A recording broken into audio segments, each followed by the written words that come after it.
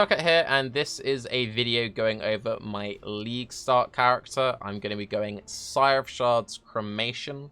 I haven't got any mapping footage of this character, and if you're like, well, how do you know this build works?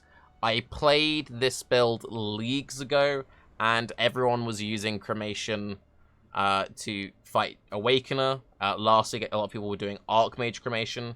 If you want to see it in action, Octavian has a video up on his YouTube. I'm not going Archmage, I'm going traditional, and a big reason why I'm doing it is look how cool my character will look.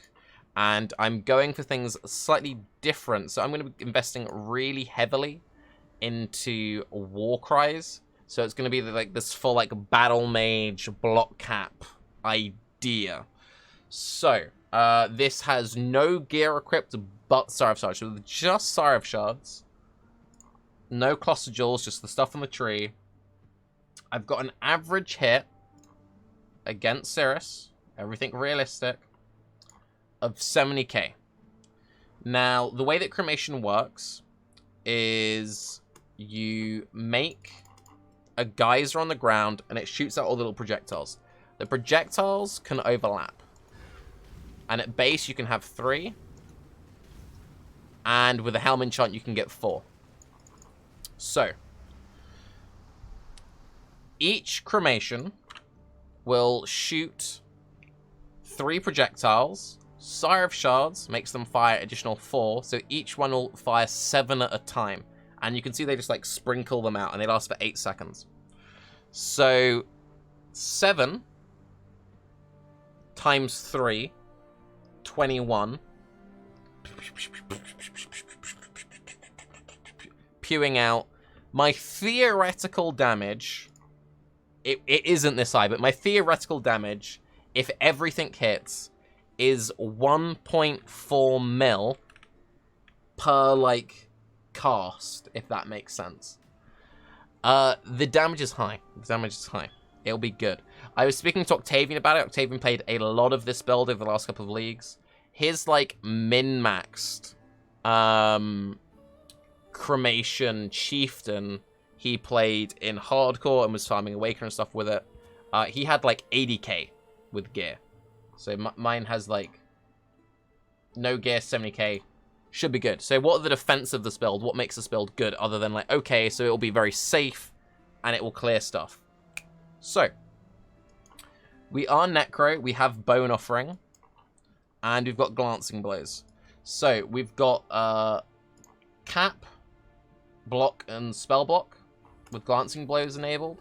So 75 block, 75 spell block, and what Glancing Blows does is you take 50% of damage from blocked hits. So I take a 10k hit, Glancing Blows cuts it in half, 5k hit. I've got a base of 188 life, again, no gear on tree, so I'll have about 6k-ish life baseline. I've got +2 max res from Anointed Flesh, Soul of Steel. I've got Imbalanced Guard, which gives me a chance to defend with double armor. The maximum damage reduction for any damage type is 50. This doesn't affect Ellie resist. This is just physical. It's just poorly worded. So I'll have a decent amount of armor. So any big hits get cut in half, and then my armor kicks in. Should be really solid. I've got a bunch of Warcry nodes. You're like, okay, but why do you want these Warcry nodes, Tarke? I don't see why does that help you. So, Enduring Cry at level 20 has a base 2000 heal over 1 second. You're like, okay, that's pretty good. It doesn't seem that good. I've then got 15, 30% increased Warcry effect, which is like another 600 flat, if my maths is correct. So that's a 2.6k heal over 1 second. I've then got Warcry Duration, which the more duration you have, the longer the Enduring Cry lasts for. Got a little bit of cooldown recovery, not all that much. Enduring Cry's got a base cooldown of 6 seconds. And then we've got 12. We've got a choice of another 12 there, so that's 24. That is then 39. So we've got 39% cooldown. Then you should have Second Wind on there. It should be down to like a 3 second-ish, maybe even 2 second-ish cooldown. If you really wanted to, you could anoint into Deep Breath for even more cooldown. Deep Breath, sorry, for even more cooldown recovery. You'll have near 100% uptime on that. If you want to, you could make it instant with Call to Arms. So you just have your left click just automatically every couple of seconds, if you're using like in ridiculous sustained burst healing. Every time I block with Bone Offering, I'm healing as well. I'm getting flat healing from Bone Offering. So you've got like just lots of layers of sustain. So you've got good EHP, we've got solid mitigation, and then we've got solid sustain. And we've got good boss damage. My map clear won't be the best, but it'll be good enough. So I've got enough damage to boss with no gear. I've got enough survivability to survive the big hits. And I've got enough sustain that I can do new boss fights without knowing what's going on. And that's really important for surviving the new League mechanics. Now, I might try and drop Call to Arms if I can. If I can drop Call to Arms, then I have a...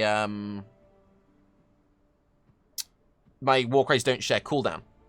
So if my Warcries don't share cooldown, then what that lets me do is that lets me use Enduring Cry and Infernal Cry. So what Infernal Cry does is Infernal Cry covers enemies in ash. So it also gives you enemies explode for 8% of their maximum life. Now the way that Cremation works is you drop your Desecrate, Cremation, and then you can just run around. So you're then open to like walk around and be like boom, boom, and you can juggle through your Warcries. Again, if you use the instant Warcry, second one still gives cooldown, but you don't get the second charge. If I don't go for instant, then I get 2 charges of my Enduring Cry, and then I definitely have 100% uptime of Enduring Cry, and I get 2 charges of Infernal Cry, so I get these like huge screen explosions, I get to cover enemies in ash. Seems really good. I'll probably try and go without Call to Arms. Going with Call to Arms just makes the build like a bit easier to play. And it seems really solid. The only like downside I realistically see with this build is I need to get a lot of dex because I want to run dash as my movement skill and I want to like phase run on left click and stuff. But it's really good. And if you're like, but Tarke, this whole like cremation thing, it seems a bit too clunky to me. I don't want to play that. You can use basically this exact same tree, drop the staff nodes, and just play Spellslinger, Detonate Dead, Volatile Dead. The reason why I'm not doing Spellslinger, Detonate Dead, Volatile Dead is I want something which is safer for bossing on, and I just don't really like the playstyle of Spellslinger, and I like the playstyle of this. You could also use my self-cast Detonate Dead build I played in Blight League, exact same concept. So yeah, I'm really looking forward to playing this character. I think this will be a lot of fun. And I'll be definitely using this as my League starter, and I'll be updating day 1, day 2, day 3, day 4, so on, updates throughout the league. So if you want to journey alongside me while I play this character, 100% go ahead. If you are playing in the Ziggy D private league alongside myself, please don't play this character, because I really want the +1 Helm enchant, because the +1 Helm enchant is really important for my clear and my single target. But anyway, I'm Tarke, have a good day. Cremation build, by the way. Bye-bye.